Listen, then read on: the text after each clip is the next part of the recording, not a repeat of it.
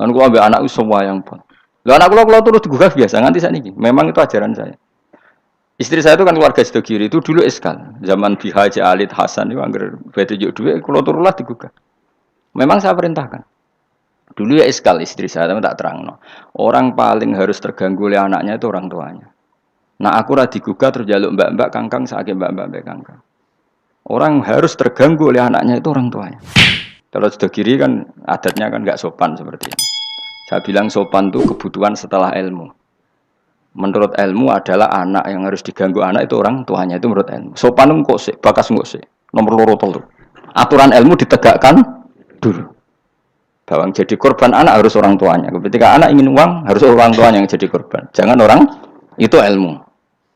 Yang kedua kalau kita baru bicara etika. Nah iso jaluk pas tangi masalah ini bocah. Lah nak nuruti etika gue jodoh aku yo pas aku seneng pas apian. Akhirnya bojoku nurut karena bojoku ya keluarga kiai suka ilmu. Nah ya gede-gede ge mari piyambak. Angger gede-gede ge isin piyambak mari nopo. Piyambak. Tapi kan jelas bocah iki utang jasane mbek wong tua. Bahkan saiki sudah gede mikir bapak apik tenan turu tak gugah wae gak tersinggung. Lho kok biasa 10 menit turu digo anak kula jam mlaku-mlaku iki kula mlaku-mlaku. Berapa kali saya ngaji terlambat 10 menit, 5 menit gara-gara anak kula nembe dugi lunga mbek jam mlaku-mlaku tak turuti.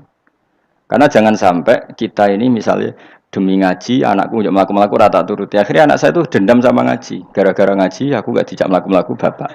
Akhirnya nganggap ngaji ku problem. Akhirnya roh rohin problem jaya iki. Oh, bapak demi keriting memang kan itu. Pak Mustafa demi jenggot kan itu. Kan panjang.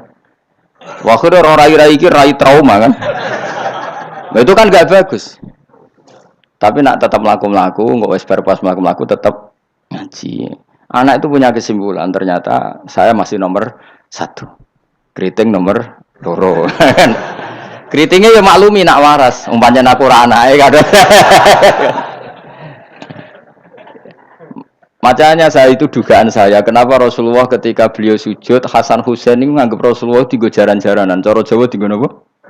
Terus Rasulullah ditumpaki mbek Hasan, sing masyhur itu Hasan. Ya tentu Hasan Husain tapi sing ning riwayat itu Hasan. Iku Rasulullah lama sekali sujud.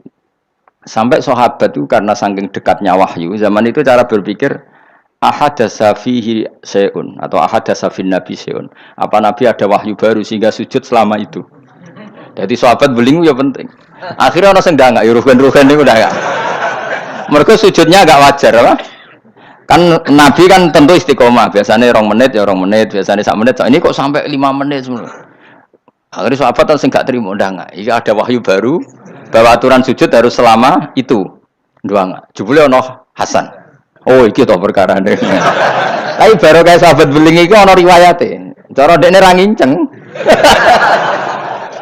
Jadi kadang beling ya penting. Tapi sing beling ben sahabat. Mergo tetep akeh ganjarane. Iki ora usah salat dangak-dangak ngono ora usah. Kau belingi sahabat paling ngono belingmu kebablas. Akhirnya Nabi ngendikan, tadi saya sujud, sebetulnya saya ingin standar, ingin istiqomah, tapi ada cucu saya. Terus alasannya Nabi, ben putuku ramangkel be aku. Jangan sampai kebaikan itu jadi problem bagi anak cucu kita. Coba misalnya Nabi kiai-kiai nyara saiki. Cah cilik nomor tok ora usah masjid biasanya. Itu nek ana cah cilik teko jare karena khotibe tersinggung, pidato ora dirungokno. Dia momen jadi khotib kan ngono kok diganggu apa? Biasanya sing ngamuk khotib. Dulu pernah beberapa masjid itu kayak pengumuman anak kecil kan. Iku sing nglawan ku tangan sekitarku. Ben dolanan nang masjid.